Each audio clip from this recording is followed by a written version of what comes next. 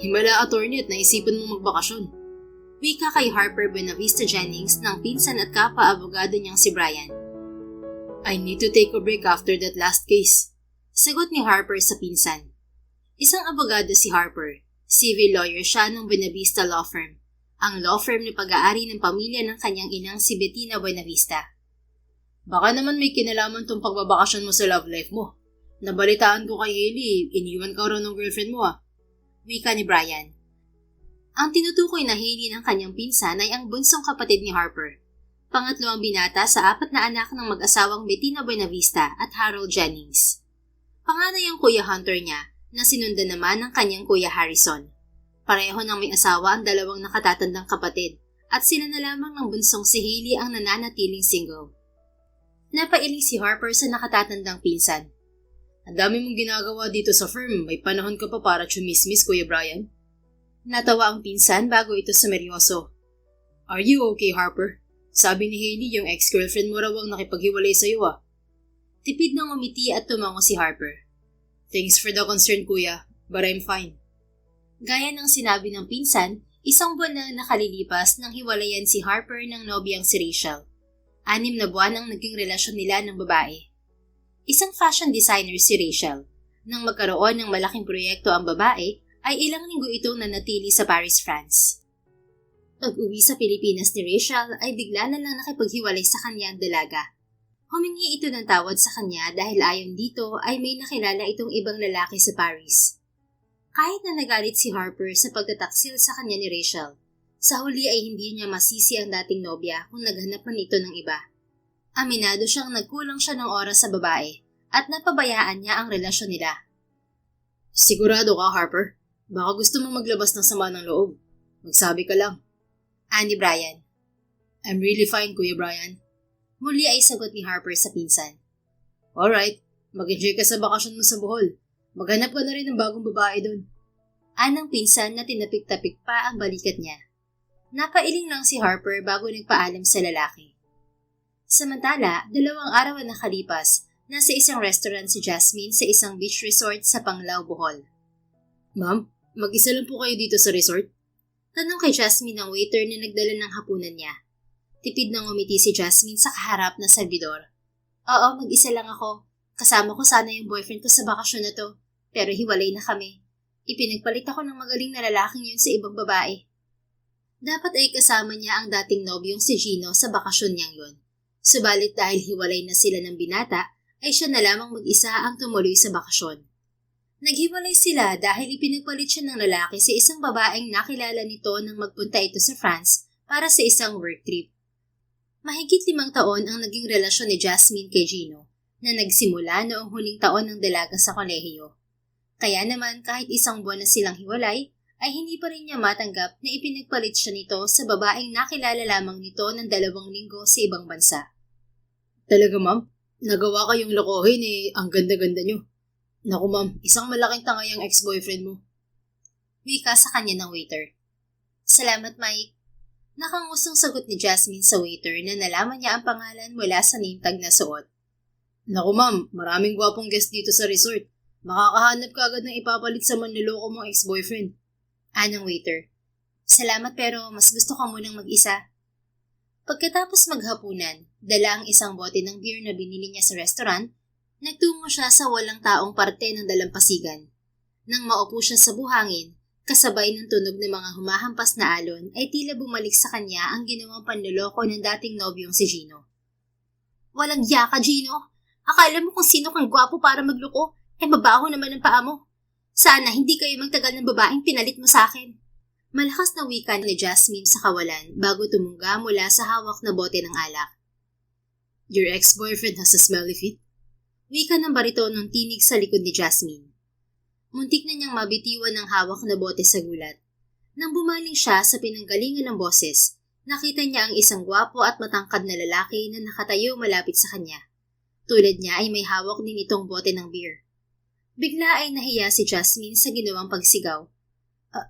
Sorry, wala kasing ibang tao kaya napasigaw ako. Paghingi niya ng tawad sa estranghero, subalit sa halip na sumagot ay nanatili lamang na nakatingin sa kanya ang lalaki. Hindi lang ito basta nakatingin, kundi nakatitig ito sa mukha niya. Tumikhim si Jasmine kasabay ng bahagyang pagkunot ng noo. Hey, mister, okay ka lang? Ikinaway pa niya ang kamay sa harap ng lalaki dahil tila hindi ito kumukurap. Jasmine, you're Jasmine, right? Jasmine Flores? Tanong ng lalaki na hanggang sa mga sandaling yun ay nakatitig pa rin sa kanya. Lalong kumunot ang noo niya. Jasmine Flores nga pangalan ko. Pero bakit mo ako kilala? Magkakilala ba tayo, mister? Ngumiti ang kaharap. Naging magkaklase tayo nung high school. Namilog ang mga mata niya bago pinasadahan ng tingin ng kaharap. Kahit may kadiliman sa parting yun ng resort, ay hindi may pagkakaila na makisig ang lalaki. Talaga? Naging kaklase kita nung high school? Pero wala ako natatandaan na may naging kaklase akong ubod ng gwapo noon. Napahinto si Jasmine nang matitigan niyang mabuti ang muka ng kaharap. Tila pamilyar nga ito sa kanya. Napasinghap siya. Oh my God! Teka, parang pamilyar ka nga. Don't tell me ikaw si... Harper Bonavista Jennings. Nakangiting dugtong ng kaharap sa sinasabi niya kasabay ng lalo pang paglapit nito sa kanya. Nalaglag ang panga ni Jasmine habang nakikipagtitigan sa lalaki na ngayon ay ilang dangkal na lamang ang layo sa kanya. Oh my goodness, ikaw nga yan, Harper. Sorry, hindi kita nakilala. Ang gwapo mo na kasi. Ang tangkad pa. Hindi ka na mukhang nerd. Para ka ng modelo ngayon. Naging kaklase ni Jasmine si Harper noong high school siya sa St. Clair Academy. Hindi niya nakilala si Harper dahil maliit at payat noon ang lalaki. May makapal na salamin din ito sa mga mata noon at may mga tigyawat ang muka. Teka, na-offend ba kita, Harper? Naku, sorry. Kagat ang labing wika ni Jasmine bago alanganing humiti. No, it's okay. Alam ko naman kung anong itsura ko dati. Nakangiti sagot ni Harper. Muntik nang masilaw si Jasmine sa puti at kintab ng pantay-pantay na mga ngipin ng lalaki. Ang gwapo talaga, parang model ng toothpaste. Namamanghang wika ni Jasmine sa isip. Grabe, ang gwapo mo na talaga. Ibang klase ang glow up mo, Harper. Muli ay mahinang natawa ito. Can I join you here, Jasmine? Humuso siya at ngumiti. Oo naman, hindi ko naman pag-aari itong resort eh. You're still talkative as ever. Tila naaaliw na wika ng lalaki. Natawa siya. Hindi na magbabago yun. Magkatabi silang naupo ni Harper sa buhangin paharap sa dagat. Hindi talaga ako makapaniwala na makikita kita dito sa resort. Simula nung nakagraduate tayo, nawalan na ako ng balita sa iyo, Harper. Nakangiti siyang bumaling dito. I'm sorry. I went to the US after high school. Doon ako nag-aral ng college at law. Ilang taon pa lang ako nakakabalik dito sa Pilipinas. You're a lawyer? Tumango ang binata. I practiced shortly in the US before I went back here. Sa Buena Vista Law Firm ako kasalukuyang nagtatrabaho. Ha? Ibig sabihin, lawyer ka sa US tapos pagdating mo rito sa Pilipinas, nag-take ka rin ng bar exam para makapag-practice dito? Nakangiting tumango ang lalaki. Wow, ang talino mo talaga, Harper. Ang sipag mo rin. Namamanghang sambit niya. Ngumiti ito. How about you? What do you do? Senior editor ako sa isang publishing company. Congratulations, Jasmine. Ha? Bakit naman may pa-congrats, Harper? It's your dream job, right? Natatandaan ko na nabanggit mo nun sa harap ng klase na gusto mong maging isang book editor. Napaawang ang mga labi ni Jasmine. Hindi siya makapaniwalang natatandaan ni Harper ang maliit na detaling yon tungkol sa kanya. Hindi sila malapit sa isa't isa noong high school dahil magkaiba ang circle of friends nila ng binata. Nagkakausap lang sila ng lalaki kapag nagkakasama sila sa mga school project at nagkakasabay na mag-aral sa library. Thank you, Harper. Sino nga palang kasama mong nagbabakasyon dito? Ni Jasmine sa binata. Ako lang. Talaga? Pareho pala tayo. Mag-isa rin ako. Kasama ko sana yung walang yakong ex-boyfriend. Pero obviously, hindi na dahil break na kami. Hindi napigilang sambit ng dalaga. Yung mabaho ang paa? Natawa siya. Oo, ang kapal ng mukha ng Gino na yon na ipagpalit ako sa ibang babae. Akala mo hindi inaalipunga ang paa niya. Pasalamat siya nagtiis ako sa kanya. Niloko ka ng ex-boyfriend mo? Oo, ipinagpalit ako sa babaeng nakilala lang niya sa Paris. Tila saglit na natigilan ng binata. Jasmine, Gino ba ang pangalan ng ex-boyfriend mo? Oo, Gino nga. Katunog ng manloloko, no? Bahagyang natawa si Harper bago tumango. You know what? Iniwan din ako ng ex-girlfriend ko eh. Pinagpalit niya rin ako sa ibang lalaki. Ha? Seryoso ba? Ipinagpalit ka sa iba ng ex mo? Hindi makapaniwalang gagad niya. Tipid itong umiti habang pinaglalaroan ang hawak na bote ng alak. Oo iniwan niya ako para sa lalaking Gino ang pangalan. Napaawang ang mga labi ni Jasmine. Teka, yung Gino na bagong boyfriend ng ex mo, sa France ba niya nakilala? Tumango si Harper. Yeah, sa Paris, France. Nakipaghiwalay sa akin si Rachel, yung ex ko, pagbalik niya ng Pilipinas mula sa France. Dahil may nakilala raw siyang ibang lalaki. Mahigit 1 buwan nang nakalilipas mula nang maghiwalay kami. Napasinghap si Jasmine, bago hindi makapaniwalang natawa. 1 buwan na rin mula nang makipaghiwalay sa akin si Gino. Don't tell me, yung ex mo ang bagong girlfriend ng walang yung ex ko. Nakangusong tumango si Harper. I believe so. Napailing si Jasmine bago muling natawa. Ang tanga ng ex mo, Harper. Iniwan ka niya para ipagpalit kay Gino? Walang binatmat yung ex kong yun kumpara sa'yo. Mabaho pa ang paa ng walang yang yun. Mahinang natawa si Harper. You're flattering me, Jasmine. Totoo naman walang-wala si Gino sa'yo, attorney. Sagot niya kasabay ng pagpasada ng tingin sa binata. Nagkibit ng balikat ang kasama. Well, I don't really blame Rachel. Nawalan ako ng oras sa kanya, kaya naghanap siya ng iba. Kahit na anong pagkukulang mo, hindi pa rin yung sapat na rason para lokohin ka niya, Harper. Tanga lang talaga yung ex-girlfriend mo. Umangat ang sulok ng mga labi ni Harper. Your ex is also a fool for leaving you, Jasmine. Mas tanga siya dahil hindi niya alam kung anong sinayang niya. Mapait siyang umiti. Mabuti na rin na iniwan niya ako. At least, hindi na ako nagsasayang pa ng panahon sa kanya. Hindi na rin ako magtitiis sa mabahong paa niya. Natawa na naman si Harper. Hindi naman napigilan ni Jasmine ang mapatitig sa binatang katabi. Kahit kasi pagtawa nito ay buong buo at tila kay sarap pakinggan. Well, cheers to that.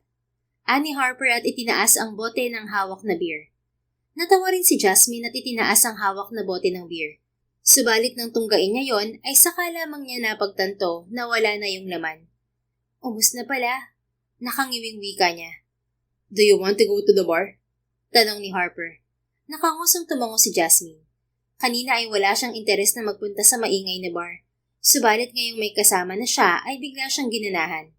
Isa pa ay gusto pa niyang makasama at makakwentuhan si Harper. Hindi pa rin siya makapaniwala na sa lugar na yun pa sila magkikita ng binata pagkatapos ng maraming taon. Naunang tumayo si Harper. Naglahad ito ng kamay sa kanya. Let's go, Jasmine. Nakangiting tinanggap niya ang kamay ng binata. Subalit natigilan siya. Nang magdaop ang mga kamay nila ay may tila maliliit na bultaheng gumapang sa balat niya. Hindi alam ni Jasmine kung dahil lang yun sa alak na nainom niya o dahil mainit ang kamay ni Harper. Sa huli binaliwala na lamang niya ang kakaibang pakiramdam na yon. Ilang araw ka dito sa resort, Jasmine? Tanong ni Harper. 4 na araw lang. Kahapon pa ako dito. Ikaw? 3 araw. Kadarating ko lang kanina. Kung ganun, sabay pala tayong uuwi? Ngumiti si Harper. Ngumiti rin si Jasmine bago ibinaba ang tingin sa kamay niyang hanggang ngayon ay hawak pa rin ng binata. Sa halip na bawiin yon ay hinayaan niyang igiya siya ni Harper sa loob ng bar. Maraming tao sa bar pagpasok nila. Subalit nasa dance floor ang karamihan, kaya nagpagiya siya kay Harper sa bar counter. Anong gusto mo, Jasmine? Beer ulit? Baling sa kanya ni Harper. Nag-angat siya ng tingin sa lalaki. Maliwanag sa bahaging yun ng bar kaya kitang-kita niya ang gwapong mukha nito. Lalong-lalo na ang kulay tsokolating mga mata nito na dati ay natatakpan ng makapal na salamin. Harper, malinaw na mga mata mo kaya wala ka ng salamin? Kuryosong tanong niya sa lalaki. Oo, nagplastic surgery ako nung college ako. What's your drink again, Jasmine? Beer pa rin? Bahagyang nag-init ang pisnging inalis niya ang tingin sa binata. Sa kakatitig niya rito ay nakalimutan niyang sagutin ang tanong nito. Oo, beer na lang ulit. Tumango si Harper at bumaling sa bartender. Wait for me, Jasmine. Magsi-CR lang ako. Ani Harper pagkatapos ilapag ng bartender ang 2 bote ng beer sa harap nila. Sige lang, Harper. You won't leave, right? Nakangiting tanong nito. Bakit naman ako aalis? Dito lang ako. Bahagyang natawang sagot niya. Okay, I'll be just quick. Sinundan ni Jasmine ang tingin ang binata na nagtungo sa direksyon ng CR. Ibabalik na sana niya ang tingin sa beer na nasa harap niya nang mahagip ng tingin niya ang dating nobyong si Gino. Patungo ito sa bar counter kasama ang isang maganda at matangkad na babae. Nandito si Gino at ang babaeng ipinalit niya sa akin? Hindi makapaniwalang wika ni Jasmine sa sarili. Sa halip na umalis ay nanatili si Jasmine sa kinauupuan hanggang sa makalapit ang dating nobyo at ang kasama nito sa bar counter. Jasmine? Nabiglang wika ni Gino nang makita siya ng lalaki. Gusto mang irapan ni Jasmine ang dating nobyo. Sa halip na gawin yon ay tipid nang umiti siya. Hi Gino, nandito ka rin pala. Tumikhim ang dating nobyo. Yeah, I didn't expect you'd be here as well. Ang kapal din naman talaga ng apog nitong lalaking to. Porket iniwan niya ako, iniisip niyang hindi ako tutuloy sa bakasyon ko. Nagngingit-ngit na wika ni Jasmine sa isip. Hindi ko rin inaasahan na nandito ka. Sagot ni Jasmine sa dating nobyo. By the way, Jasmine, this is Rachel. Rachel, babe, this is my ex-girlfriend, Jasmine. Pakilala ni Gino sa babaeng kasama. Hinawakan pa nito ang kamay ng babae sa harap niya. Ako lang naman yung babaeng niloko niya para maging kayo. Ngaling-ngaling sabihin ni Jasmine sa kaharap na babae. Aminado si Jasmine na maganda nga ang Rachel na ito, subalit alam niyang hindi rin naman papakabog ang ganda niya rito. Nice to meet you, Jasmine. Tipid ang ngiting wika ni Rachel. Plastic nang umiti si Jasmine sa babaeng kaharap. Same here, Rachel. So, kumusta naman bilang boyfriend tong si Gino? Rachel is already my fiancé, Jasmine. Wika ni Gino na siyang nakapagpatigil sa dalaga. Fiancé? Ilang linggo pa lang niya nakilala ang babaeng niya na inalok na niya ng kasal? Samantalang ako na 5 taon niyang girlfriend. Hindi na nga niya inalok ng kasal. Niloko pa niya. Hindi makapaniwalang ani Jasmine sa sarili. Subalit sa halip na ipahalata ang pait na kumalat sa dibdib, ay hindi niya inalis ang plastic ng ngiti. Oh, well, congrats sa inyong dalawa, Gino, Rachel. Tipid nang umiti si Rachel. Thanks, Jasmine. Bumaling naman si Gino sa 2 bote ng alak na nasa harap niya. May kasama ka, Jasmine? Taas noong sinalubong ni Jasmine ang mga mata ng dating nobyo. Oo, umalis lang saglit. Sinadyang ibiti ni Jasmine ang sinasabi nang matanaw niya ang papalapit na si Harper. Kitang-kita niya ang pagkabigla sa mukha ni Rachel nang lumapit ang dati nitong nobyo sa kanya. Harper, you're here. Tila na biglang sambit ni Rachel sa bagong dating na lalaki. Kaswal lang na tinanguan ni Harper ang dating nobya bago bumaling sa kanya at ngumiti. Did I take too long, Jasmine? Isang naaaliw ng ngiti ang isinagot niya sa binata. Ha? Hindi Ang bilis mo nga lang eh. Siya ang kasama mo, Jasmine? Kunot ang noong tanong sa kanya ni Gino. Hindi niya alam kung anong pumasok sa isip niya at tinaluntun niya ang kamay ni Harper upang pagsalikupin ang mga kamay nila. Yup, this is Harper, my fiancé. Nakangiting wika ni Jasmine sa dating nobyo bago inihilig ang ulo sa malapad na braso ni Harper. Ramdam ni Jasmine na natigilan si Harper sa tabi niya, subalit hindi ito nagkomento. Sa halip na lumayo sa kanya, ay naramdaman niyang inilapit pa ng binata ang sarili sa kanya. You were engaged to him? Tila hindi makapaniwalang tanong ni Gino. Maging ang katabi nitong si Rachel ay nakaawang din ang mga labi habang nakatingin sa kanila ni Harper. Yes, Jasmine is engaged to me. I just proposed to her last night. Sagot ni Harper sa mga kaharap. Hindi inaasahan ni Jasmine ang pakikisakay ng binata sa sinabi niya. Lalo pa siyang nabigla nang bumaling sa kanya si Harper at masuyong humiti. Right, baby? Sa kabila ng pagkagulat ay matamis nang umiti si Jasmine kay Harper. Yes, baby. Sobrang saya ko na magpapakasal ako sa'yo. How did it happen, Jasmine? Paanong engaged ka sa ex ni Rachel? Hindi ko alam na magkakilala kayo. Namibirdohang wika ni Gino. Matagal na kaming magkakilala ni Jasmine. We were high school classmates. Sagot ni Harper. Tumango naman si Jasmine. Nakita lang kami ulit ni Harper a few weeks ago, pagkatapos niyo kaming hiwalay ang dalawa. Right. Jasmine is my first love. At nung nalaman ko na single siya, hindi na ako nag-aksaya ng oras na yayain siya makipag-date sa akin. Wikang muli ni Harper. Muli ay natigilan si Jasmine sa mga narinig mula kay Harper. Mas bagay pala kay Harper maging writer. Ang bilis niyang gumawa ng kwento Wika ni Jasmine sa sarili bago siya muling umiti sa 2 kaharap nila ng binata. And now, Harper and I are getting married. Nakangiting wika ni Jasmine sa mga kaharap bago tumingin kay Harper. Hindi inaasahan ng dalaga na kakabigin siya ng binata at papatakan ng halik sa noo. Pakiramdam ni Jasmine ay may gumapang na kuryente sa buong katawan niya. "When is the wedding, Harper?" Tanong ni Rachel. Hindi pa namin napapag-usapan ni Jasmine. Sagot ni Harper. "But I'm sure it'll be soon, kasi hindi na ako makapaghintay na pakasalan si Harper." Nakangiting dugtong ni Jasmine. "Oh, by the way, you're both invited, Gino and Rachel." "Ha? Iimbitahan mo kami sa kasal niyo ni Harper?" Tila nabigla at nawiwirdohang tanong ni Rachel. "Bakit naman hindi? It's our way of thanking you, Gino and Rachel. Kung hindi dahil sa inyo, hindi kami magkikita ulit ni Harper. Kaya dapat kaming magpasalamat sa inyong dalawa." Nakangiting sagot ni Jasmine. Tumikhim si Rachel. Hindi kami sigurado ni Gino kung makakapunta kami. Magiging abala rin kami sa paghahanda para sa kasal namin." Kunwari kaswal na nagkabit-balikat si Jasmine. "Oh well, basta kung libre kayong dalawa, welcome kayo magpunta sa kasal namin ni Harper." "Jasmine and I have to go. See you around." Wika naman ni Harper sa dalawa bago muling bumaling sa kanya. "Let's go, baby." Matamis siyang tumango kay Harper bago tumingin sa dalawa. "See you around, Gino, Rachel. Bye."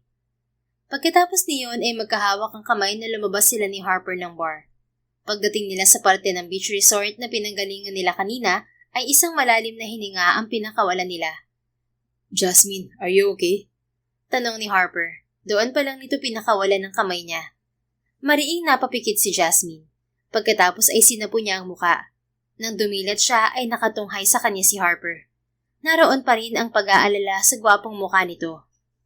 Lumunok si Jasmine at sinalubong ang mga mata ng binata. "Harper, oh my God, I'm sorry. Hindi ko alam kung anong pumasok sa isip ko at sinabi ko sa mga ex natin na fiancé kita. Siguro dahil nagulat ako nang sabihin ni Gino na magpapakasal na sila ng ex-girlfriend mo. At ayoko magmukhang nakakaawa sa harap nilang dalawa." "Hey, it's okay, Jasmine. I understand." Malumanay na sagot ni Harper. "Hindi ka galit sa kasinungalingang nasabi ko?" Umiling ito at humiti. "Kung galit ako, hindi ko sasakyan ng mga sinabi mo at magpapanggap na fiancé mo sa harap nila." Ngumuso si Jasmine nang maalala ang ginawang pakikisakay ni Harper sa script na ginawa niya. "Ayaw mo ring magmukhang talunan sa harap ng ex mo?" Tumikhim si Harper at tumango. "Well, yeah." Sa sinabing yun ni Harper ay nakahinga si Jasmine ng maluwag bago bahagyang natawa. "Nakita mo ang mukha ng mga ex natin? Para silang nakakita ng multo nang sabihin natin na magpapakasal din tayo." "Yeah, they didn't expect that they'd see us together." "Ha? Anong inaasahan nila? Sila lang ang pwedeng maging masaya? Ang kapal nga ng mukha nilang ibalita na engaged na sila, na para bang hindi nila tayo niloko." Patutsyada ni Jasmine. Bigla ay umahon ang matinding pangingit-ngit niya sa dating nobyo. "But you see, Jasmine, kailangan nating panindigan yung sinabi natin sa kanila." Wika ni Harper na nakapagpatigil sa dalaga. "Kailangan nating patuloy na magpanggap na may relasyon tayong dalawa, kahit wala na tayo dito sa resort. Remember, sinabi natin sa kanila na magpapakasal din tayo. Kapag wala silang nabalitaan tungkol dun, iisipin nila na naghiwalay tayo. Siguradong mas lalo tayong magiging katawa-tawa sa harap nila." Pagpapatuloy ni Harper. Nakagat ni Jasmine ang ibabang labi. "Shit, anong gagawin natin, Harper?" "Yan kasi, Jasmine. Sabihin mo ba naman kasing imbitado sila sa gawa-gawa mong kasal niyo ni Harper?" Paninisi sa kanya ng isang bahagi ng isip. "Then, let's get married." Nalaglag ang panga niya. "Ha? Anong let's get married? Anong ibig mong sabihin? Magpapakasal tayo?" Ngumiti si Harper. "Let's stage a fake wedding, Jasmine. Gusto mong gumanti sa ex mo, hindi ba? Gusto ko rin gumanti kay Rachel. This is the best way to get revenge on them." Natawa siya. Hindi makapaniwala sa narinig. "Ha? Mag-e-effort tayo na magplano ng peking kasal para lang gantihan ng mga ex natin? Seryoso ka ba, Harper?" "I'm serious, Jasmine. You don't think you can do it?" Napalunok siya. "Hindi biro yung sinasabi mo, Harper. Gagastos tayo at magsasayang ng pera para lang sa isang peking kasal?" "Wala kang dapat na ipag-alala sa gastos, Jasmine. Ako nang bahala sa lahat." Bali walang sagot nito. "Ha? Sigurado ka, Harper? High school pa lang sila ay hindi nakaila kay Jasmine at sa buong klase. kung gaano kayaman ang angkang kinabibilangan ng binata. I wouldn't mind spending a few millions for a fake wedding. Kaswal na sagot ni Harper. Napaawang ang mga labi ni Jasmine. Grabe ka naman, Harper. Million talagang dapat gastusin. Ang granding kasal yata ang balak mo eh. Well, I want to give the best wedding to my bride. Hindi na kailangan ng engranding kasal, Harper. A simple wedding will do. Hindi ako komportableng gagastos ka ng ganun kalaki para lang sa isang peking kasal, Harper. Okay, kung anong klaseng kasal na lang ang gusto mo, yun ang masusunod. Pero sigurado ka talaga, Harper? Willing ka magsayang ng pera at ng effort para lang makaganti sa ex mo? Para makaganti sa mga ex natin. Pagtatama nito. Teka, paano pala yung pamilya mo? Ipapaalam mo ba sa kanila na peke lang ang magiging kasal natin? Sa kaso ni Jasmine ay wala siyang kailangang intindihin dahil wala na ang mga magulang niya at nasa ibang bansa ang kanyang pinakamalapit na kamag-anak. Umiling si Harper. No, I'll tell my family that I'll marry you for real, Jasmine. Ha? Sigurado ka? Hindi ba magtataka mga magulang mo? You don't have to worry about my family, Jasmine. My family won't question our marriage. Matutuwa pa mga yun, lalo na si Mommy dahil siya ang pilit na ako pinag-aasawa. Kung ganoon, kahit sa harap ng pamilya mo, kailangan nating magpanggap na may totoong relasyon tayo? Napakurap na tanong niya. Ayos lang ba yun sa'yo, Jasmine? Kinagat ng dalaga ang ibabang labi bago unti-unting tumango. Okay, game ako. Gumuhit ang ngiti sa mga labi ng binata. Kahit na hindi maliwanag ay kita niyang kumislap ang mga mata nito. So, will you marry me, Jasmine? Nang mga sandaling yon ay hindi alam ni Jasmine kung bakit nag-init ang pisngi niya sa lambing ng boses ng binata. Yes, Harper. Magpapakasal ako sa'yo. Ngumiti ito at kinabig siya para yakapin. Thank you, Jasmine. Bigla ay napapikit si Jasmine. Bukod sa mabangong amoy ng binata, bumalot din sa kanya ang init ng katawan nito. Ako dapat ang magpasalamat sa iyo, Harper. Ikaw tong mag-e-effort para mangyari ang kasal-kasalan natin. Nakangusong sagot niya sa lalaki matapos siyang pakawalan nito. It was a team effort, Jasmine. Hindi to mangyayari kung hindi ka pumayag. Teka, ano pangalan ng team natin? Team Iniwan? Pabirong wika niya na nagpatawa kay Harper. Naglahad ito ng kamay sa kanya. Pagkatapos niyang tanggapin yon, ay sabay silang umakyat ng hotel. Halos magkatabi lang pala ang hotel room natin. Ani Jasmine kay Harper nang ihatid siya ng binata sa tapat ng pinto niya. Ayon dito ay isang silid lamang ang pagitan nila. I'll see you tomorrow, Jasmine. Nakangiting wika ng binata. Tumango siya. See you, Harper. Good night. Sana masarap ang tulog mo. Bahagya itong natawa. Sigurado ako magiging masarap ang tulog ko. Sana ikaw rin. Bye, Harper. Nakangiting kumaway pa si Jasmine sa lalaki bago siya pumasok sa silid niya. Kahit na nakita ni Jasmine ng gabing yon ang walang yang si Gino at ang babaeng ipinalit nito sa kanya, kahit na nalaman niyang ikakasal na ang dating nobyo, dahil sa presensya ni Harper ay nakangiti siyang nahiga sa kama ng gabing yon.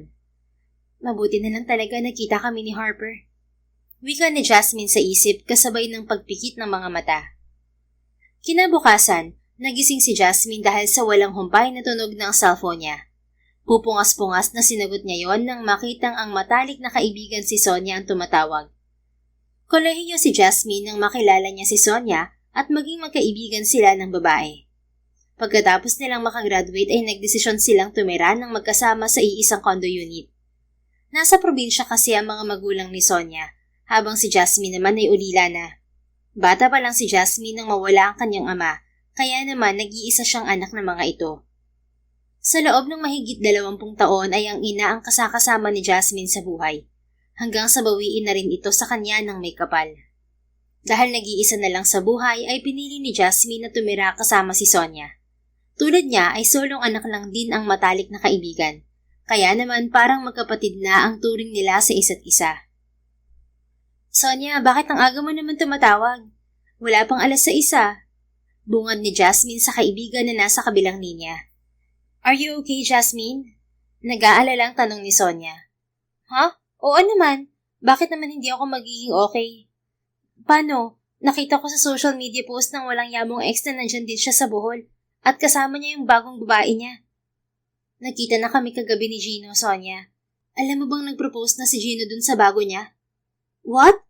Talagang wala nang ikinagago pa yung lalaking yan ah. Nanggagalaiting wika ni Sonia. Dahil sa reaksyon ng kaibigan, ay muling umahon ang pagngingit-ngit ni Jasmine sa dating nobyo. Sinabi mo pa, Sonia, proud na proud pa si Gino na para bang hindi galing sa panluloko ang relasyon nila. Ayos ka lang ba, Jasmine? Sana talaga sumama na lang ako sa bakasyon mo. Tanong ni Sonia. Bumalik ang pag-aalala sa tono nito. Ayos lang ako, Sonia. Salamat kay Harper. Teka, sinong Harper? Ngumuso si Jasmine at ikinuwento kay Sonia ang tungkol kay Harper. Kung paano sila nagkita ng binata at kung paano sila nagpanggap na magkarelasyon sa harap ni Gino at ng dating nobya ng gwapong abogado. Ha? Seryoso ba yan, Jasmine? Magkakasal-kasalan kayo ng Harper na yan para lang gantihan yung mga ex nyo? Tila hindi makapaniwalang bulalas ni Sonia. Hindi rin ako makapaniwala sa offer ni Harper. Pero pumayag na ako. Sinabi naman niya na siya nang bahala sa lahat. Sagot ni Jasmine. Sigurado ka mapagkakatiwalaan yung Harper na yan, Jasmine? Mamaya sinabi lang pala niya sa iyong peke ang magiging kasal niyo, pero biglang totoo pala. Baka balak kang pikutin ng lalaking yan, ha? Natawa si Jasmine sa mga sinabi ng kaibigan. Naku, Sonia, kapag nakilala mo si Harper, hindi mo iisipin yan. Bukod sa ubod ng gwapo, ubod din ang yaman ng pamilya ng lalaking yun. Ako pa ang pwedeng pumikot sa kanya. Pero siya, naku, hindi ako pipikutin noon. Saka high school pa lang kami, mabait na talaga yun. Aba, at puring-puri mo ang lalaking yan, ha? Komento ng kaibigan na ikinatawa na lang niya. Pagkatapos nilang mag-usap ni Sonia ay tumuloy na si Jasmine sa banyo para maligo. Katatapos lang niyang magbihis nang tumunog ang doorbell ng silid. Pagbukas niya ng pinto ay tumambad sa kanya si Harper. Good morning, Jasmine.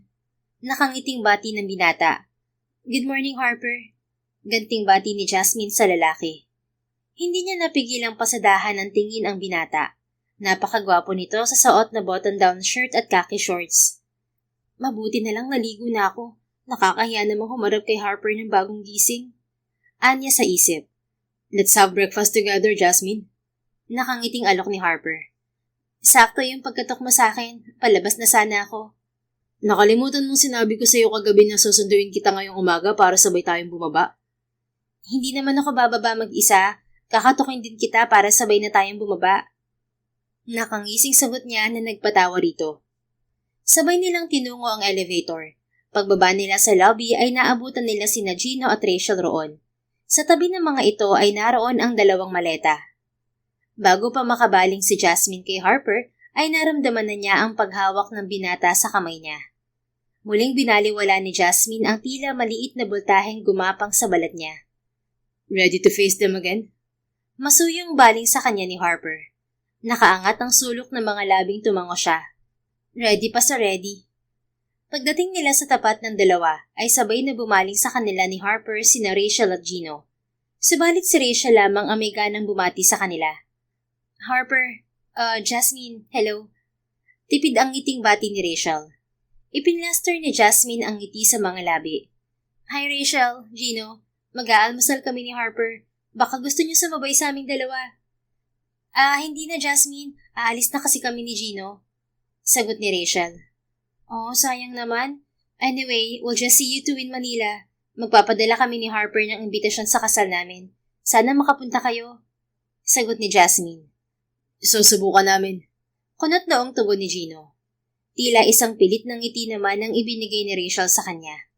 Tumango lang si Harper sa dalawa bago bumaling kay Jasmine. Let's go, baby. Matamis ang ngiting tumango si Jasmine bago siya nagpaakay dito. Pagdating nila sa restaurant ay sakalang nito binitiwan ang kamay niya. Nakita mo yung reaction ng ex-girlfriend mo, Harper? Parang hindi pa rin siya makapaniwala na tayong dalawa. Nakangising wika ni Jasmine habang naghihiwa ng pancake. Sumubo siya niyon. Gusto ko pa sana silang inisin, pero mabuti na rin taalis na sila. At least na mababawasan ng mga kuto dito sa resort. Pagpapatuloy ni Jasmine. Natawa si Harper. Subalit sumeryoso ito nang mapatitig sa mukha niya.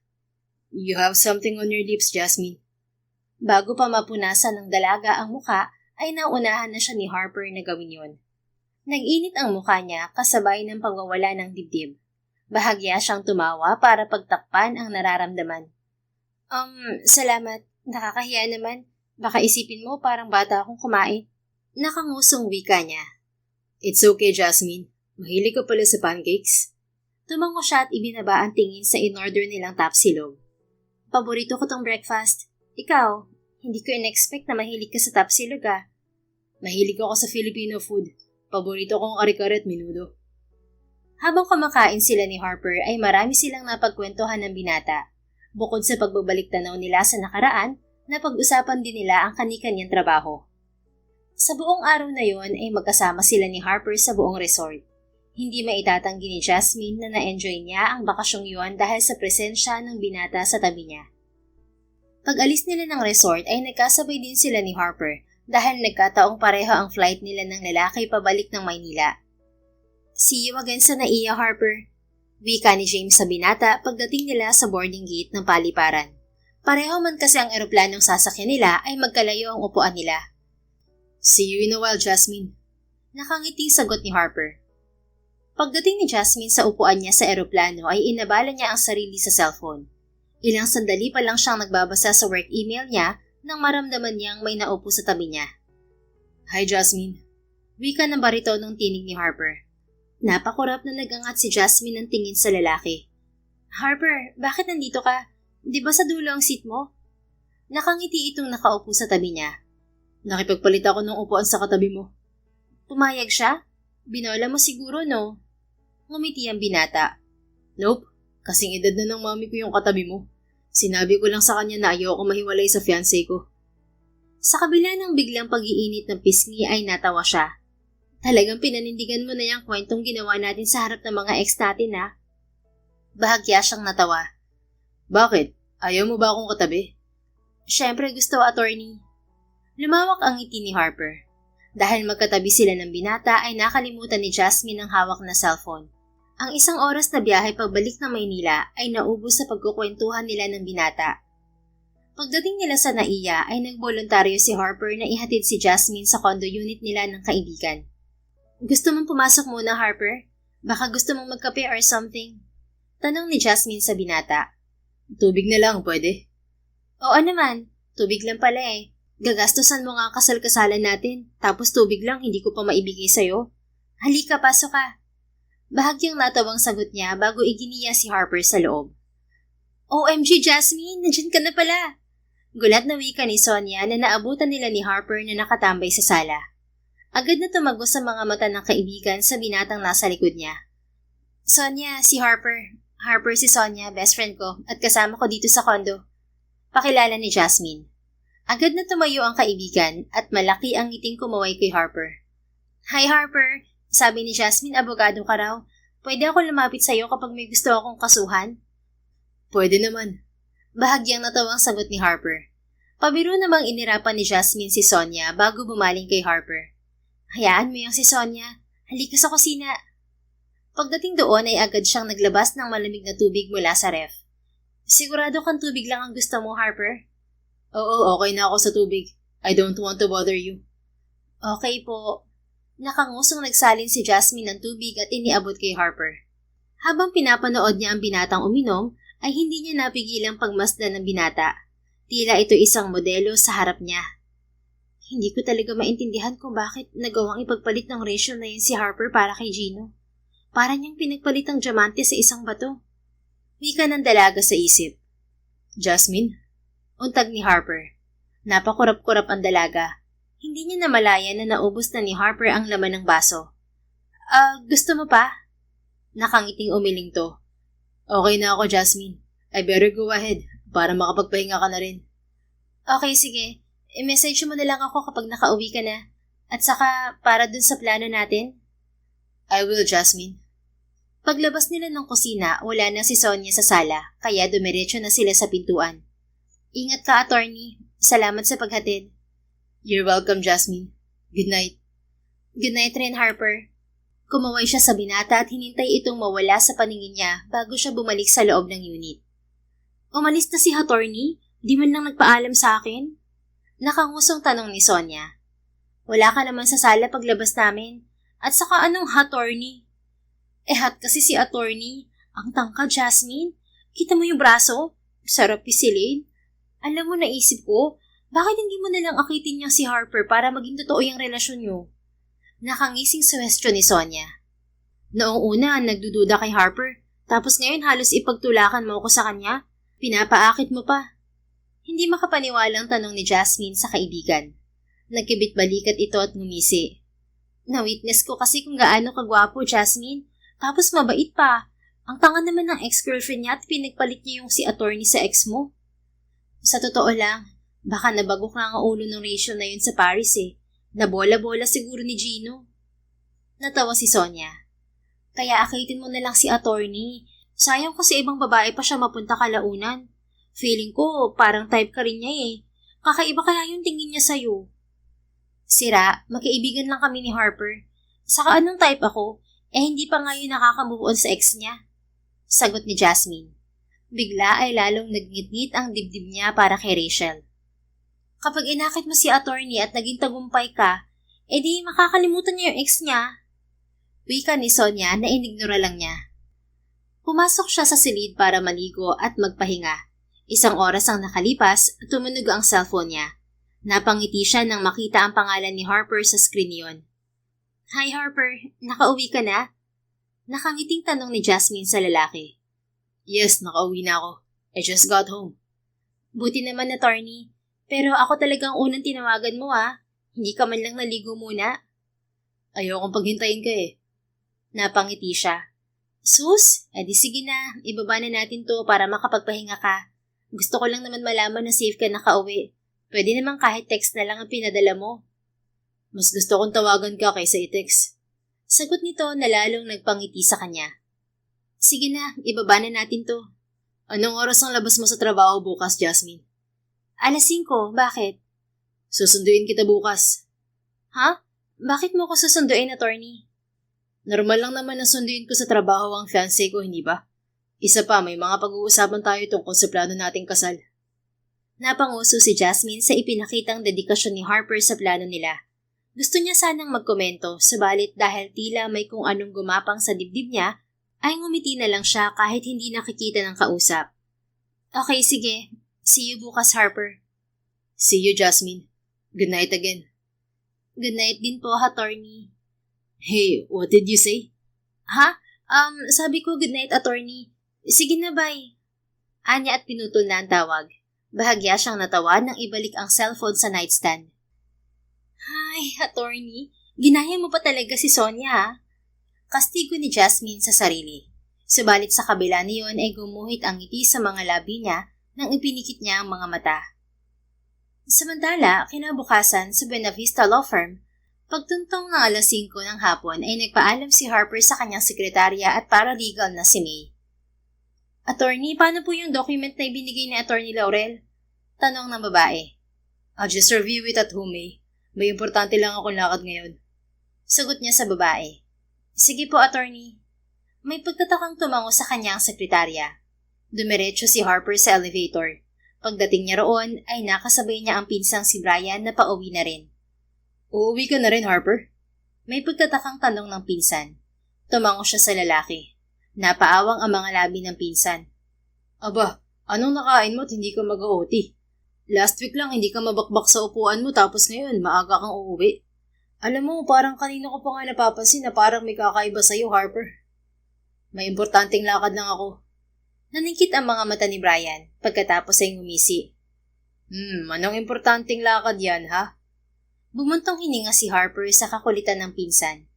Susunduin ko sa trabaho ang fiancé ko. Nakita niya kung paano nalaglag ang panga nito. Fiancé? Nagkabalikan ba kayo ng ex-girlfriend mo? Hindi. Ha? Sino yung fiancé na tinutukoy mo? Ibang babae? If it isn't obvious to you, Kuya Brian. Teka, Harper, saan mo ka nakilala yung babaeng yan? Sa Bohol? Matagal na kami magkakilala ni Jasmine. Nagkita lang ulit kami sa Bohol. Pero sigurado kang pakakasalan mo agad? Masyado namang mabilis, Harper. Hindi mo ba alam na masama ang rebound love? Don't worry, this is not a rebound love. I was never in love with Rachel anyway. Sagot ni Harper. Tinapik niya ang pinsan sa balikat bago lumabas ng elevator. Hey Harper, hindi ba ako tapos? Pagtawag ni Brian, subalit sa halip na lingunin ito ay dire-diretso na ang lakad niya patungo sa kinaroroonan ng sasakyan niya. Habang nagmamaneho patungo sa opisina ni Jasmine, ay bumalik kay Harper ang mga sinabi niya sa pinsan. Totoo na hindi niya minahal ang dating nobyang si Rachel. Inakala lang niya na minahal niya ang babae, subalit hindi talaga pagmamahal ang naramdaman niya rito.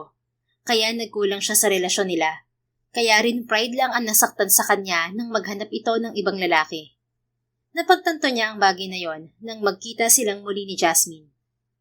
Kalahating oras na nakalipas, nakarating ang binata sa gusali kung saan nagtatrabaho si Jasmine. Good afternoon, sir. Sino pong sadya nila? Tanong kay Harper ng security guard na bumungad sa kanya bago pumasok ng gusali. I'm here for Jasmine Flores.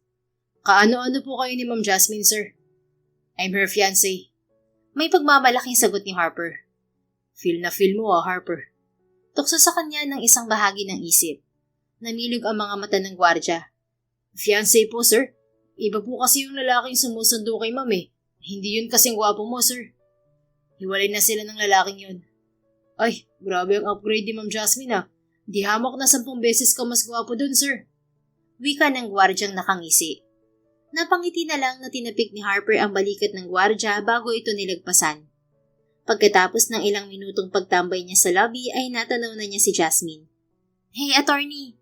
Malaki ang ngiting bati ng dalaga sa kanya. Hi, Jasmine.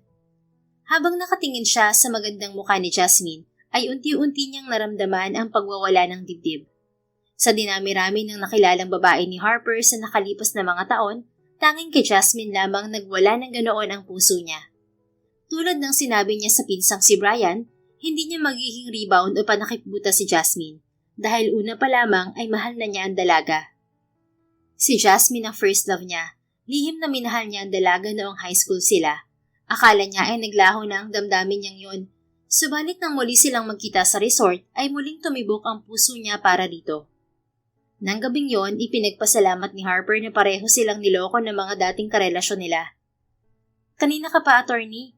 Sorry, may pinahabol na trabaho sa akin kaya naatraso ako ng baba. Hinging paumanhin ni Jasmine. It's okay. Masarap naman kausap yung security guard nyo. Oo. Machika yung si Mang Andy. Natatawang sagot nito bago siya pinasadahan ng tingin. Ang gwapo mo sa work attire, Harper. Attorney talaga ang dating mo.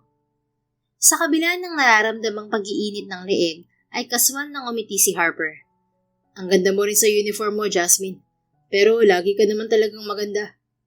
Jasmine was as beautiful as the first day he had seen her. Nagkaedad lamang ang dalaga subalit walang nagbago sa itsura nito.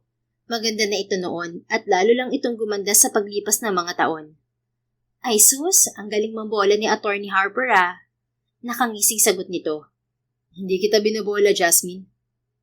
Oo na nga. Halika na bago pa ako maniwala sa'yo.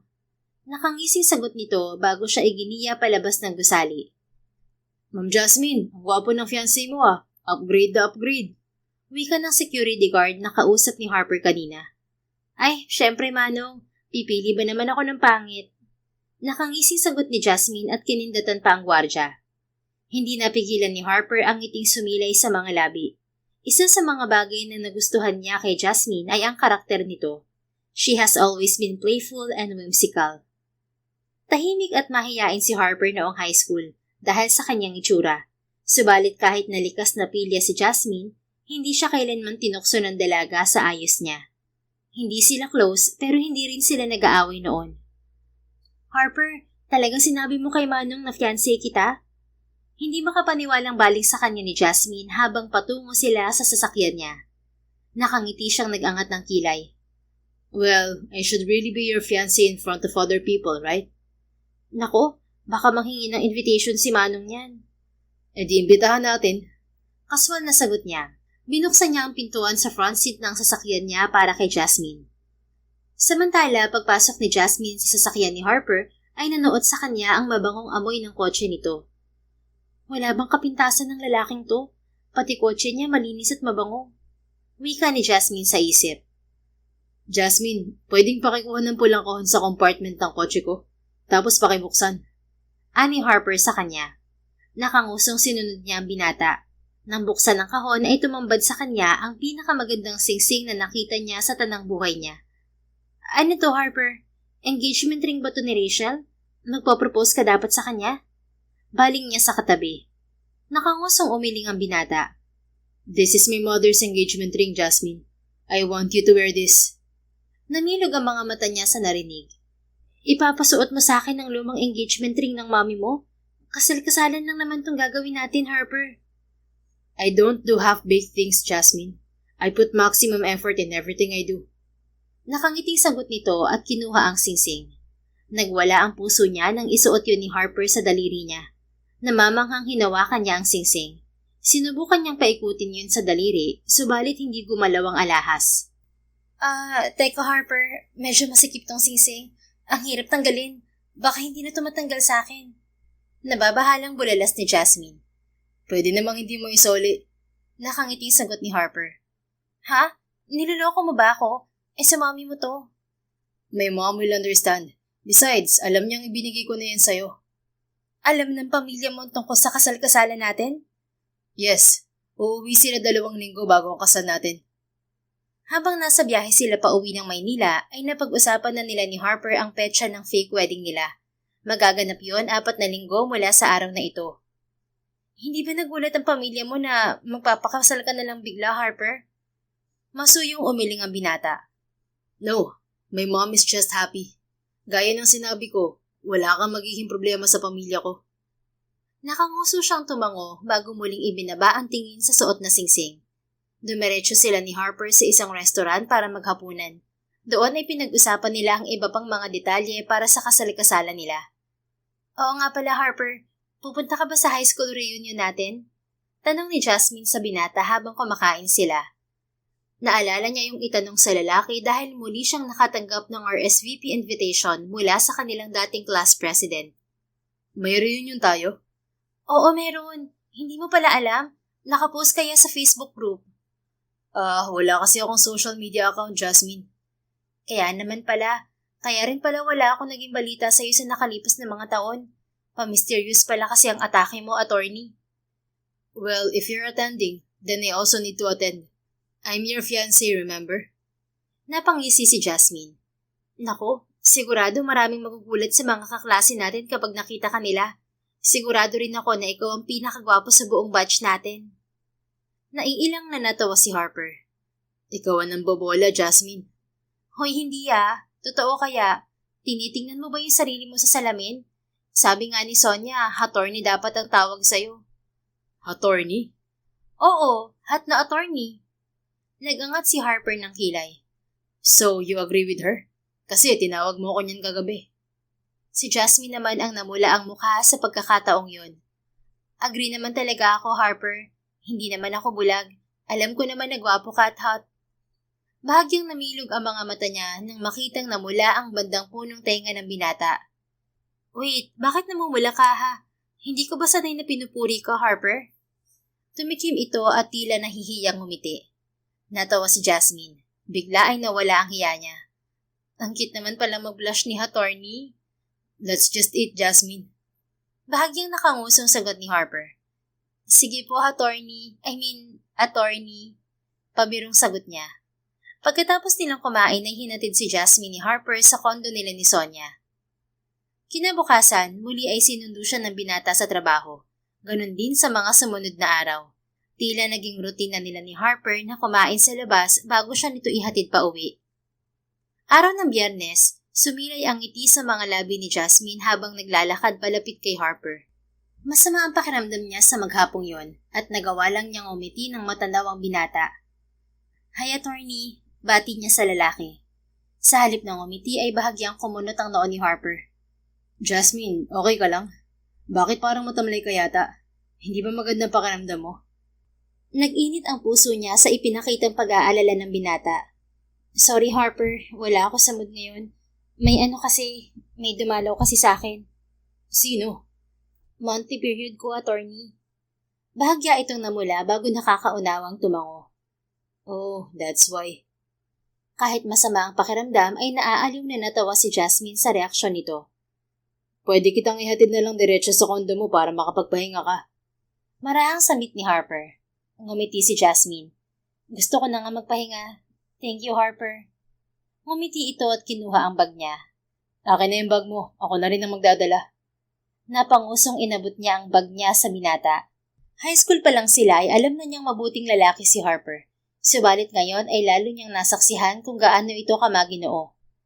Baka may gusto kang kainin, Jasmine. Pwede tayong bumili bago kita ihatid.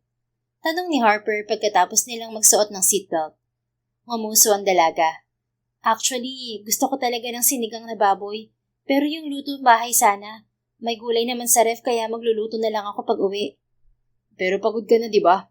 Kung okay lang sa'yo, ay pagluluto kita. Suwestyon nito. Ipagluluto mo ako? Marunong ka magluto ng sinigang? Yes to both of your questions. Ngayon, ikaw naman ang tatanungin ko. Pwede ba kitang ipagluto sa kondo mo? Okay lang ba talaga, Harper? Oo naman. I'm your fiancé, remember? Tungkulin ko na alagaan ka. Sagot nito na nagpangiti sa kanya at nagpainit sa dibdib niya. Kaya naman pagdating nila ni Harper sa kondo niya, ay kasama niyang pumasok sa loob ang binata. Mamaya pang uwi ni Sonia, may dinner meeting daw sila kasamang boss niya. Paliwanag niya kay Harper nang wala silang madat ng ibang tao sa kondo. Magbihis at magpahinga ka muna, Jasmine. Ako na mag-aasikaso sa lulutuin ko. Wika ni Harper. Hindi na, hintayin mo ako, magbibihis lang ako. Tapos pupuntahan kita sa kusina. Mabilis na nagpalit si Jasmine ng damit pambahay bago tumuloy sa kusina. Naabutan niya roon si Harper. Naghuhugas ito ng gulay na isasahog sa ilulutong sinigang. Nakatupi ang puting dress shirt nito hanggang sa siko at hindi mapigilan ni Jasmine na hindi mapatitig sa mga braso ng binata. Teka Harper, mag-apron ka. Baka madumihan yung polo mo. Akma niyang inaabot kay Harper ang apron na kinuha niya sa drawer nang yumuko sa harap niya ang binata. Ikaw na magsuot sa akin, Jasmine. Fine. Nakangusong sagot niya. Isinuot niya ang apron sa ulo ni Harper. Habang tinatali niya sa likod ang apron nito ay amoy niya ang pabango ng binata. Nagwala ang puso niya, lalo na't pag-angat niya ng tingin ay sumalubong sa kanya ang malalim na mga mata nito. Okay na Harper, naitali ko na yung apron. Wika niya kasabay ng paghakbang paatras sa binata. Thank you, Jasmine. Matamis ang ngiting wika nito. Of course, you're welcome. Sige na, magluto ka na. Nang mawala sa kanya ang mga mata ni Harper ay pasimpleng napahawak si Jasmine sa dibdib. Shit, ano tong nararamdaman ko? Hindi pwede to. Nababahalang wika niya sa sarili. Jasmine, are you okay? Tanong nito na hindi niya namalayang nakatingin na sa kanya. Oo, okay lang ako. Paano ko nga pala natutong magluto? Ngumiti si Harper. Tinuruan kaming lahat ng mami namin. Dapat daw kasi, mapababae o lalaki, marunong sa lahat ng gawaing bahay. Tama ang mami mo. Hindi naman pwedeng babae lang dapat ang marunong sa lahat ng gawaing bahay. Dapat mga lalaki rin. Tumatangong sang-ayon niya.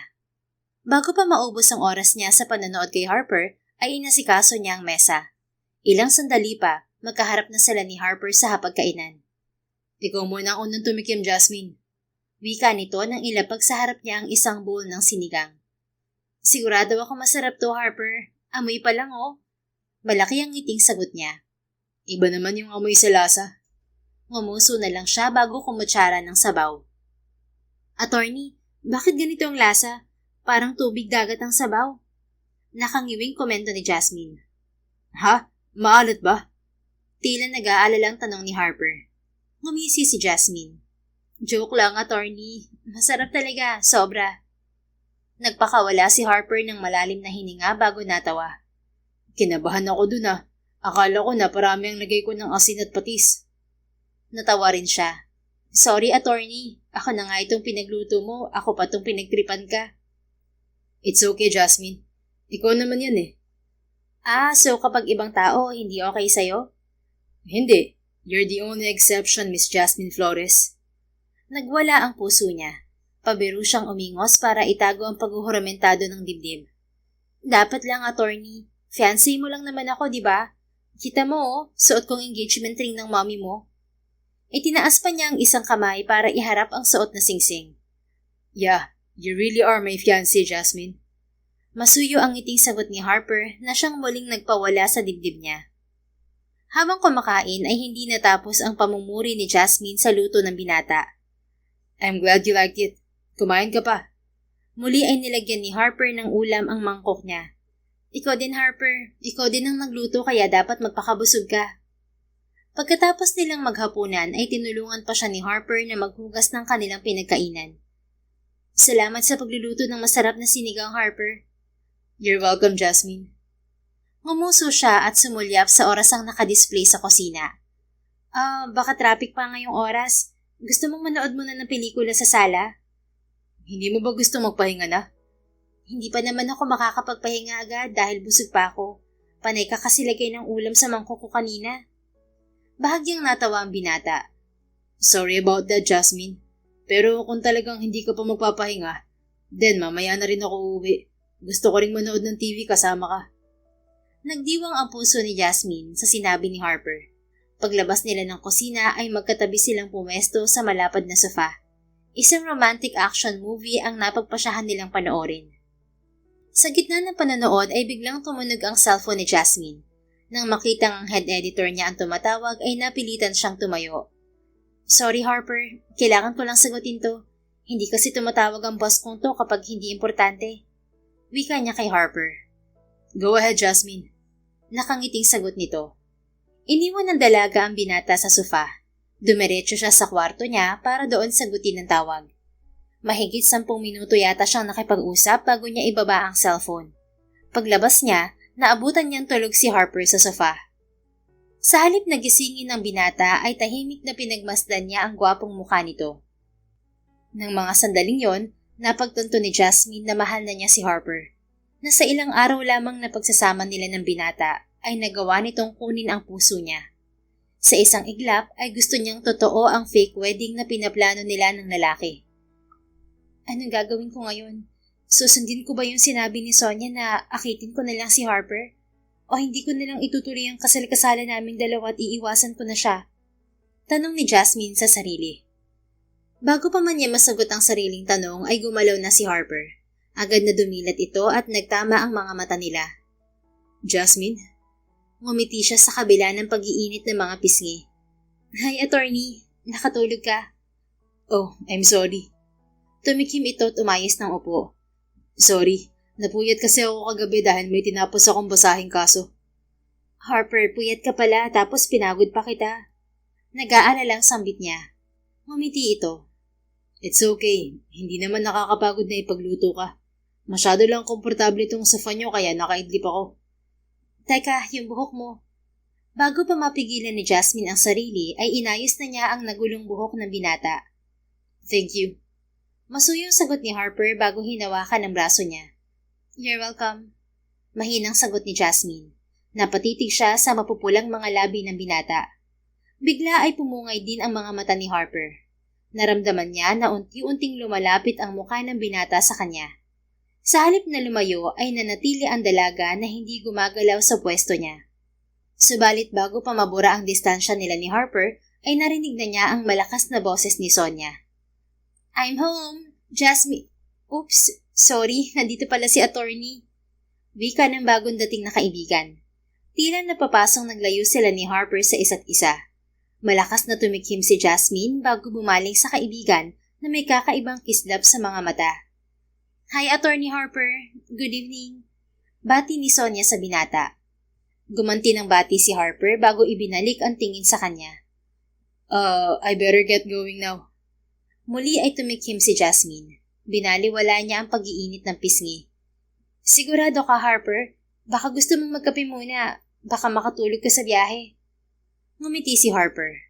I'm good, Jasmine. Gising na ako. Gising na gising. Sige, mag-ingat ka.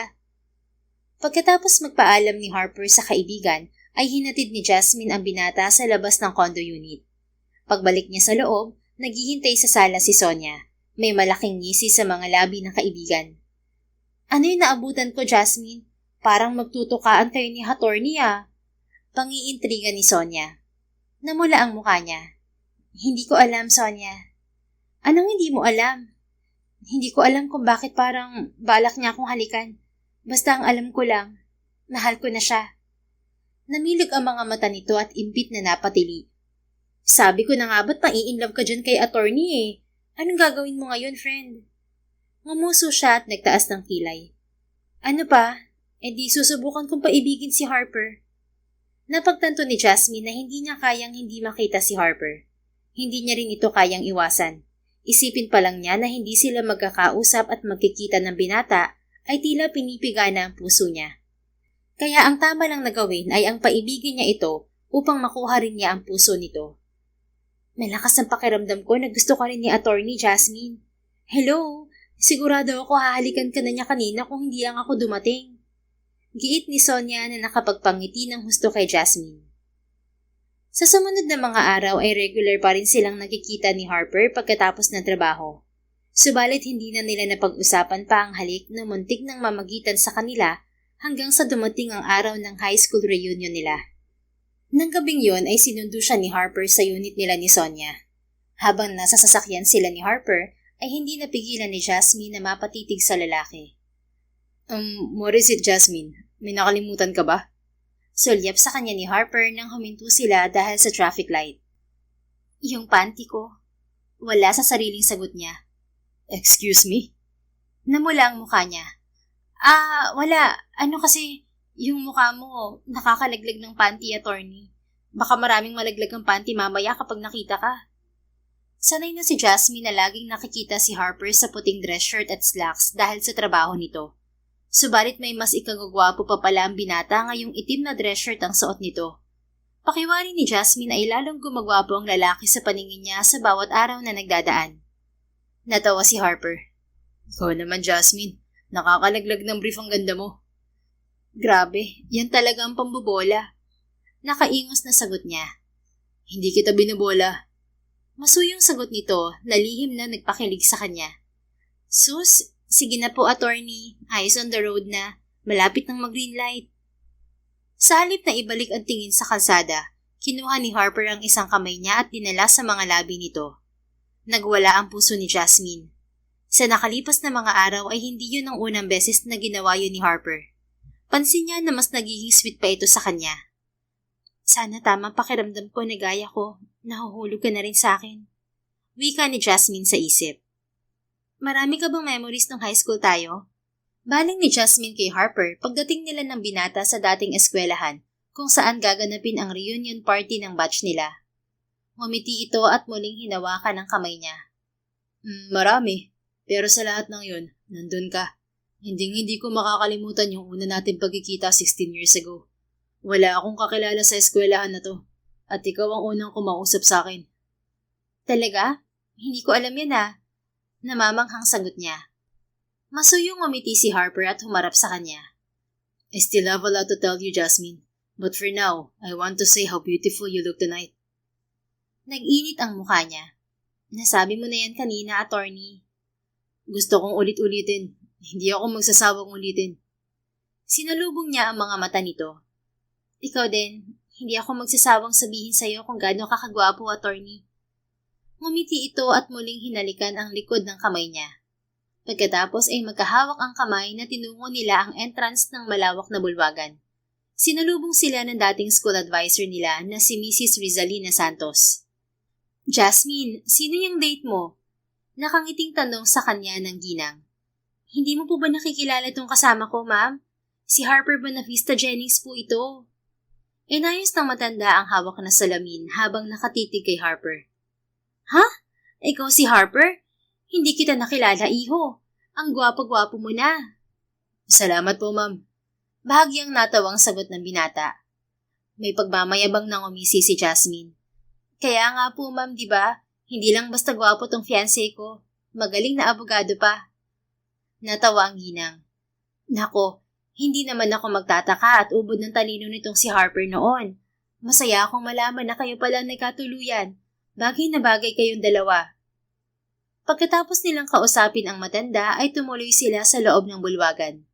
Tulad ng inaasahan ni Jasmine ay marami sa mga kaklase nila ang hindi agad nakilala si Harper. Jasmine, ang swerte mo naman kay attorney. Wika ng isa sa mga kaklase nilang si Sandra. Oo nga Sagot niya at nakangiting bumaling kay Harper. Gumanti ng ngiti sa kanya ang binata. Sa harap ng mga dating kaklase nila ay hinalikan nito ang kamay niya. Ako ang mas maswerte kay Jasmine. Natunaw ang puso niya. Pareho lang tayong swerte sa isa't isa. Malambing na sagot niya kay Harper. Bago pa niya mapigilan ang sarili ay hinawakan niya ang panga nito upang mahalikan ito sa pisngi. Napangiti siya nang makitang namula ng husto ang mukha ni Harper. Nako, ang tamis niyo naman dalawa. Baka langgamin kayo dito. Tukso sa kanila ng mga kaklase na ikinatawa ni Jasmine at ikinangiti ni Harper. Malalim na ang gabi nang makauwi sila mula sa pagtitipon. Look at you, mabentang mabenta ka sa mga kaklase natin. Halos lahat gusto kang kausapin. May panunuksong wika ni Jasmine kay Harper pagdating nila sa tapat ng condo unit nila ng kaibigan. Mabenta ako kasi ikaw ang kasama ko. Sige na nga, good night na, attorney. Salamat sa paghatid sa akin. I'll see you tomorrow night, Jasmine. Masuyong sagot nito. Bukas kasi ng gabi ay susunduin siya ni Harper dahil may dinner sila kasama ang mga kapatid ng binata. Yun ang unang beses na ipapakilala siya nito sa pamilya nito. See you, Harper. Anya. Subalit sa halip na umalis si Harper ay hinawakan nito ang mukha niya at kinintalan siya ng halik sa noo. Nagwala ang puso ni Jasmine. Sa kabila ng nararamdaman ay ngumuso siya. Bakit sa noo, attorney? Ano yun, halik lola? Bahagya itong natawa. Akala niya magsasalita ang binata, subalit laking gulat niya nang maramdaman ng mga labi nito sa mga labi niya. Nag-init ang buong mukha ni Jasmine kasabay ng paghuhurumentado ng puso. Tulala siya nang pakawalan siya nito. Good night, Jasmine. I'll see you tomorrow. Masuyong paalam ng binata. Isang tipid na tango lang ang naisagot niya. Hanggang sa makaalis si Harper ay patuloy niyang kinakalma ang nagwawalang puso. Sigurado na ako. Gusto niya rin ako. Nagdiriwang na wika ni Jasmine sa sarili habang hawak ang labing hinalikan ng binata. Nang gabing yon, nakatulog siya nang may hindi mapuknat ng ngiti sa mga labi. Kinabukasan, abala si Jasmine sa pagpili ng isusuot na damit para sa gabing yon nang tumunog ang doorbell.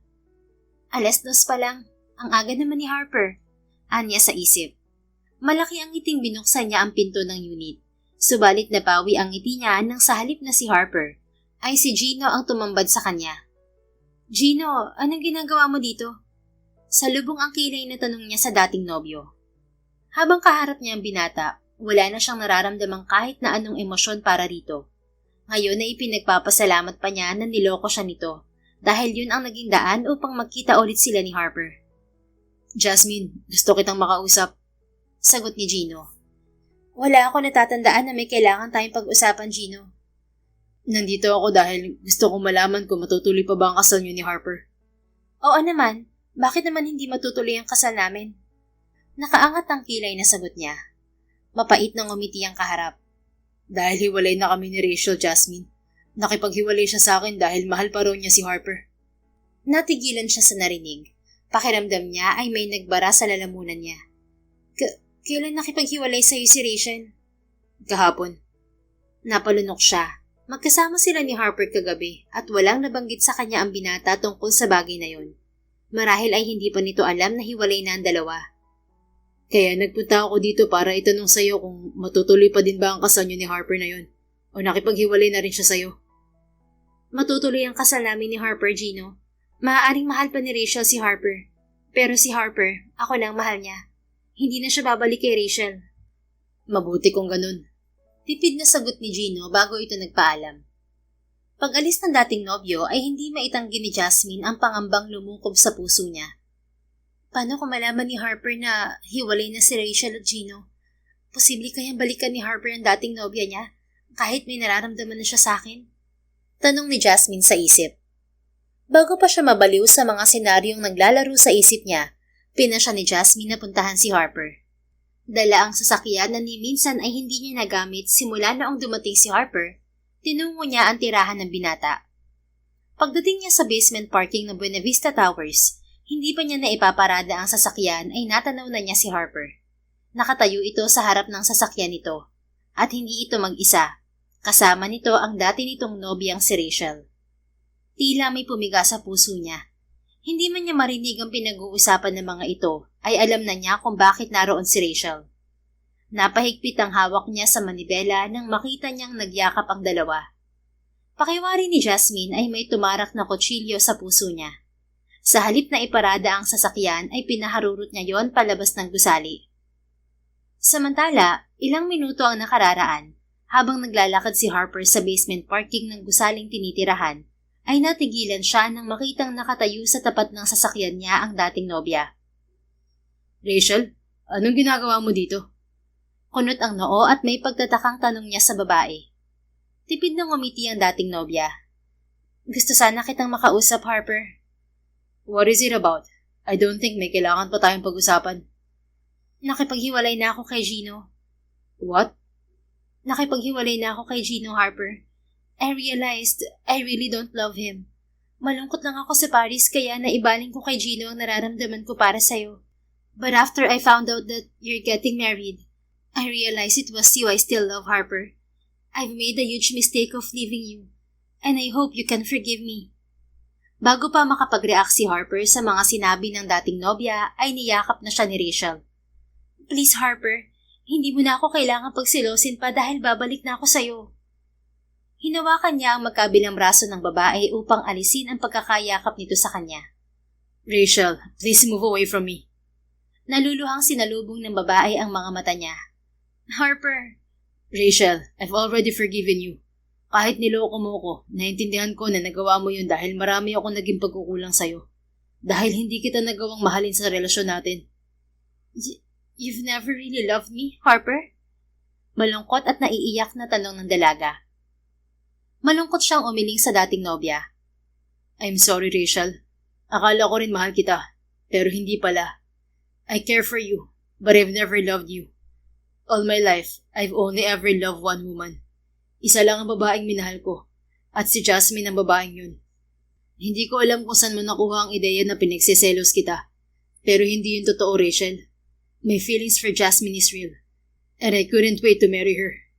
I'm sorry. Kasabay ng luhang kumawala sa mga mata ng dating nobya ay tumango ito. I understand, Harper. Again, patawarin mo ako sa nagawa ko sa'yo. I've already forgiven you. Siguro nakatakda ring mangyari yun para magkita ulit kami ni Jasmine. Sagot niya sa dating nobya. Hindi rin nagtagal ay nagpaalam na itong bagsak ang balikat. Samantala, pag-uwi ni Jasmine sa tinitirahan, ay sa kanya pinakawalan ang mga luhang kanina pa nais bumagsak mula sa mga mata. Pakiramdam niya, hindi lang siya pinagbagsakan ng langit at lupa sa eksenang nasaksihan. Kahit na hindi totoo ang relasyon nila ni Harper, higit na masakit ang nararamdaman niya ngayon kaysa noong hiwalayan siya ni Gino. Wala eh. Sa maiksing panahong pagsasama namin ni Harper, minahal ko na siya ng ganito katindi. Siya lang ang minahal ko ng ganito. Wika ni Jasmine sa sarili. Patuloy siya sa pagluha nang muling tumunog ang doorbell. Hindi niya inaasahang si Harper ang bubungad sa kanya dahil pagkatapos ng nasaksihan niya, hindi na siya umaasang matutuloy ang lakad nila ng binata. Harper? Mahinang sambit niya. Agad na nabahira ng pag-aalala ang mukha ng binata. Jasmine, what's wrong? Bakit namumula ang mga mata mo? Did you cry? Sa kabila ng sakit na nararamdaman ay pinilit ni Jasmine ang umiti sa kaharap. Pinuntahan kita sa Buena Vista Tower kanina. Naabutan kita sa basement parking. Pero hindi ako nagpakita sa iyo dahil nakita ko kayo magkasama ng ex-girlfriend mo. Kung nagkabalikan na kayo ni Rachel, walang problema sa akin kung hindi na natin ituloy ang plano nating pagpapakasal, Harper. Napaawang ang mga labi nito. Pagkatapos ay mariin itong umiling. Hindi kami nagkabalikan ni Rachel, Jasmine. She went to me earlier to apologize and tried to get back with me. But I rejected her. Napalunok siya. Pero nakita ko magkayakap kayo. Siya lang ang yumakap sa akin, Jasmine. I didn't welcome her hug. I pushed her away. Sinabi ko sa kanya na pinapatawad ko na siya, pero hindi ako makikipagbalikan sa kanya. Dahil hindi ko naman talaga siya minahal. Dahil sa buong buhay ko, isang babae lang ang minahal ko. At ikaw yun, Jasmine. All my life, I've only ever loved you. Tila huminto ang tibok ng puso niya sa narinig. Ano ka mong sabi mo? Ako lang ang babaeng minahal mo? Mahal mo ko, Harper? Masuyo itong tumango at hinawakan ng pisngi niya. Mahal kita, Jasmine. Ikaw lang ang tanging babaeng minahal ko sa buong buhay ko. You are my first and my only love, Jasmine Flores. First love? Paano nangyari yun, Harper? I've been in love with you since high school. The first time you talked to me that day, I've already felt something for you. Pero sa loob ng ilang taong magkasama tayo sa klase, Nanatiling lihim ang pagtingin ko sa'yo. Nang magpunta ako sa Amerika at hindi tayo magkita sa loob ng maraming taon, akala ko na wala ka na sa puso ko. Pero nung nagkita tayo ng gabing yun sa resort, bumalik ang lahat ng nararamdaman ko sa'yo. Yun ang dahilan kung bakit sinakyan ko lahat ng mga sinabi mo sa harap ng mga ex natin. Kung bakit sinabi ko sa'yo na ituloy natin ang inimbento mong kasal. Dahil gusto kong makasama ka pa, Jasmine. Gusto kong magkaroon ng pagkakataong mapaibig ka. Gusto kong ipakita sa'yo na ako ang lalaking para sa'yo. Ang lalaking mamahalin ka, aalagaan ka, at pagsisilbihan ka habang buhay. Sunod-sunod ang pagbagsak ng mga luha mula sa mga mata ni Jasmine. Mahal din kita, Harper. Buong pusong pag-amin niya sa binata. You do, Jasmine? Sa kabila ng luha sa mga mata ay ngumiti siya. Habang magkasama tayo, unti-unting nahulog ang loob ko sa iyo, Harper. Hanggang sa ma-realize ko na mahal na kita. Na gusto ko nang maging totoo ang kasal na magaganap sa ating dalawa. Na gusto ko nang maging totoong asawa mo. Masuyong pinunasan ni Harper ang luha sa pisngi niya. Pagkatapos ay dinala nito ang kamay niya sa mga labi nito. I love you, Jasmine. Will you please marry me for real? Buong pusong tumango siya sa lalaking minamahal. I will marry you for real, Harper. I want to be the wife of Attorney Harper Buenavista Jennings for real. Gusto ko maging asawa mo. Gusto kong bumuo ng pamilya kasama mo. Ikaw ang lalaking gusto kong makasama habang buhay. Ang lalaking gusto kong maging ama ng mga anak ko. At ikaw lang din ang babaeng gusto kong maging ina ng mga anak ko. Ang babaeng gusto kong makasama habang buhay. Buong pusong sagot ni Harper bago nito sinakop ng halik ang mga labi niya. Nagsalo sila sa isang walang kasing tamis na halik ng lalaking minamahal. Mahal kita, Jasmine Flores. Mahal na mahal. Buong pagmamahal na wika muli nito. Mahal din kita, Attorney Harper Buenavista Jennings. Mahal na mahal. Buong puso niyang tugon bago sila muling nagsalo sa isang halik. Natuloy din ang pagpapakilala ni Harper kay Jasmine sa mga kapatid nito. Pero wala nang pagpapanggap dahil totoo na ang lahat sa kanilang relasyon. Isang buwan nang nakalipas ay naganap ang pag-iisang dibdib ni na Harper at Jasmine. Malayo sa una nilang plano, tunay ang naganap na kasal sa kanilang dalawa. Imbitado ang lahat ng mga mahal nila sa buhay. Gayon din ang mga dating kaklase nila noong high school at mga close na katrabaho nila, kabilang na ang gwardya sa trabaho ni Jasmine. Hindi na nila pinadalhan pa ng imbitasyon ang dating magkarelasyon na sina Gino at Rachel. Isang taon pagkatapos magpakasal ni na Jasmine at Harper, ay ipinagkaloob sa mag-asawa ang kanilang unang supling. Sinundan pa yon ng dalawa sa paglipas na mga taon. Naging maligaya ang pagsasama ni na Attorney Harper at Jasmine sa piling ng isa't isa at ng kanilang 3 anak. Napagtanto nilang mag-asawa na ang tadhana ay may kakaibang paraan ng pagbawi sa mga bagay na minsan ay ipinagkait sa kanila. Ang sakit ng nakaraan at ang paglisan ng mga taong nanloko sa kanila ay hindi pala kawalan, kundi isang paghahanda lamang para sa kanilang pagtatagpo. Dahil sa bawat pintong nagsasara, laging may mas malawak na pagkakataong bumubukas. Isang pagpapatunay na sa bawat masakit na pagkawala, laging may inilalaan ang langit na mas totoo at mas higit pa. The End. If you enjoyed this story, please don't forget to like, subscribe, comment, and share. Your support helps us reach more people and spread the love. Thank you for tuning in, and we're looking forward to seeing you again soon. In the meantime, please take care and may God bless you always.